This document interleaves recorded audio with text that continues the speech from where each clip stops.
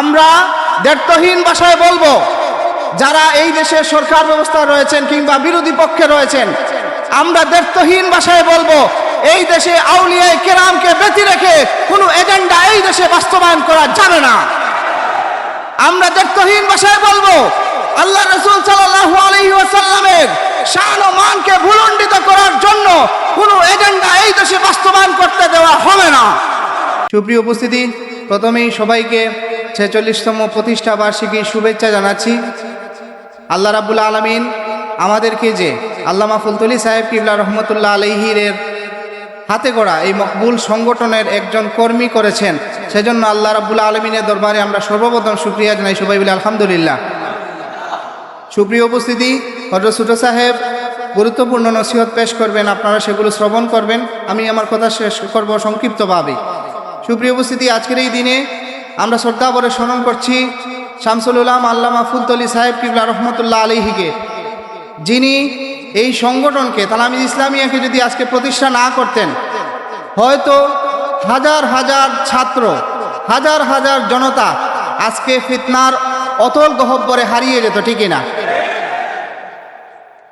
তালামিজ ইসলামিয়াকে যদি আল্লামা ফুলতলি সাহেব কিবলা রহমতুল্লাহ আলাইহি এই বাংলাদেশের জমিনে প্রতিষ্ঠা না করতেন, তাহলে দেখা যেত আল্লাহ রাসূল সাল্লাল্লাহু আলাইহি ওয়াসাল্লামের দুশমনরা কোনো বিনা বাধায় এই দেশে বিচরণ করত। আল্লামা ফুলতলি সাহেব কিবলা রহমতুল্লাহ আলাইহি যদি তালামিজ ইসলামিয়াকে প্রতিষ্ঠা না করতেন, তাহলে এই দেশের মানুষ ভুলে যেত আল্লাহ রাসূল সাল্লাল্লাহু আলাইহি ওয়াসাল্লামের হুব্বে রাসূলকে। আমরা এই সংগঠনকে একটি নিয়ামত হিসেবে মনে করি।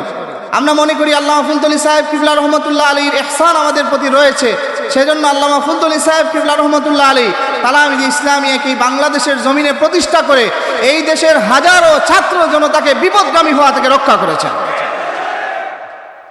সুপ্রিয় উপস্থিতি, আজকে বর্তমান প্রেক্ষাপটে তালামিজ ইসলামিয়া যে কত গুরুত্বপূর্ণ, কত প্রয়োজনীয়, মানুষকে বাতিল হওয়া থেকে, মানুষকে বিপদগামী হওয়া থেকে রক্ষা করার জন্য আজকে তালামিজ ইসলামিয়া হচ্ছে এই দেশের ছাত্র জনতার জন্য একটি সেফ হাউস।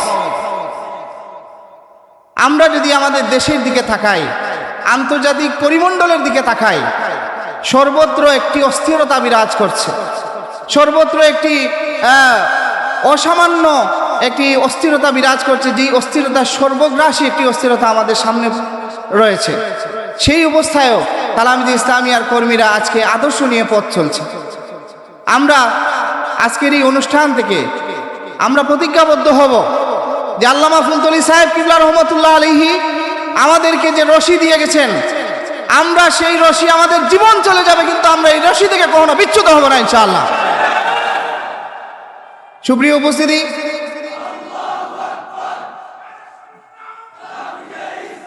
উপস্থিতি, সেই তালামিজ ইসলামিয়ার প্রতিষ্ঠার সেই সময়কে যদি আমি স্মরণ করি, সেই সময়টা একটি ঝঞ্ঝাবিক্ষুব্ধ সময় ছিল। না দেশের জন্য একটি ভালো সময় ছিল, না ইসলামের জন্য একটি ভালো সময় ছিল। সেই সময়টা সর্বোপরি একটি ঝঞ্ঝাবিক্ষুব্ধ সময় ছিল, একটি অস্থির সময় ছিল। আল্লামা ফুলতলি সাহেব কিবলা রহমতুল্লাহ আলাইহি দেখলেন যে বিভিন্ন বিপদগামী দলের, বিপদগামী মতবাদের অতল গহ্বরে, তাদের আকর্ষণে এদেশের ছাত্র জনতা সেই অতল গহ্বরে পতিত হচ্ছে। তাদেরকে বাঁচানোর জন্য, তাদের ঈমানকে রক্ষা করার জন্য, আকীদাকে রক্ষা করার জন্য, আদর্শকে রক্ষা করার জন্য আল্লামা ফুলতলি সাহেব কিবলা রহমতুল্লাহ আলাইহি সেই 80-এর দশকে তালামিজ ইসলামিয়া প্রতিষ্ঠা করেছেন। আর তালামিজ ইসলামিয়া প্রতিষ্ঠা করতে পেরেছেন বলে, তালামিজ ইসলামিয়াকে প্রতিষ্ঠা করেছেন বলে আজকে হাজারো জনতা আল্লামা ফুলতলি সাহেব কিবলা রহমতুল্লাহ আলাইহির হাতের মুবারক স্পর্শে আল্লাহ রাসূল সাল্লাল্লাহু আলাইহি ওয়াসাল্লামের হুব্বে রাসূল নিয়ে পথ চলা অব্যাহত রেখেছে। সুপ্রিয় উপস্থিতি, আজকে তালামিজ ইসলামিয়ার কর্মীরা দিকে দিকে ছড়িয়ে পড়েছে। অনেকেই আমাদের একজন বক্তা আগে বলেছেন যে তালামিজ ইসলামিয়ার কর্মীরা সংখ্যায় কম, কিন্তু না, এটা আমি বিশ্বাস করি না।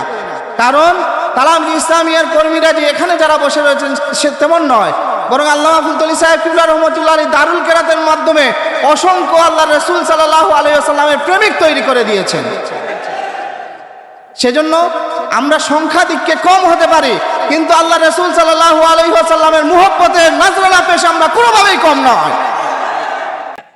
আমরা যদি বর্তমান সময়ের দিকে কিছুটা লক্ষ্য করি, আমরা বলতে চাই যে আমাদের দেশে একটি নতুন সরকার এসেছে। আমরা সেই সরকারকে তালামিদ ইসলামিয়ার পক্ষ থেকে মুবারকবাদ জানাই। আমরা প্রত্যাশা করি এই সরকার বাংলাদেশে ইসলামের খেদমতে তাদের সর্বস্ব বিলিয়ে দেবে ইনশাআল্লাহ।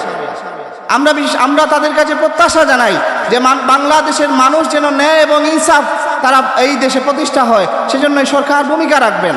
কিন্তু আমরা সেটাও মনে করিয়ে দিতে চাই যে এই সরকার যদি ইসলামের বিপক্ষে কিংবা আল্লাহ রাসূল সাল্লাল্লাহু আলাইহি ওয়াসাল্লামের ইশকের বিপক্ষে, ইসলামের বিপক্ষে, দ্বীনের বিপক্ষে, এই দেশের স্বাধীনতা সার্বভৌমত্বের বিপক্ষে যদি কোনো অ্যাক্টিভিটিস, কোনো কার্যক্রম চালায়, তাদের প্রতিরোধের জন্য সর্বপ্রথম যে সংগঠন রাজপথে নেমে আসবে সেই সংগঠন হচ্ছে তালামিদ ইসলামিয়া।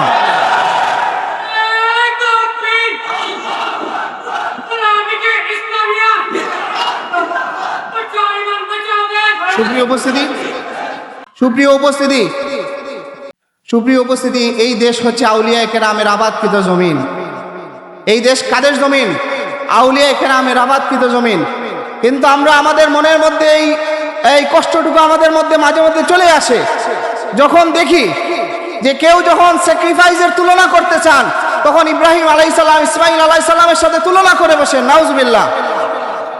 কেউ যখন আমাদের কৃষ্টি কালচার নিয়ে তুলনা করেন, সিয়ামের সাথে তুলনা করেন পূজাকে।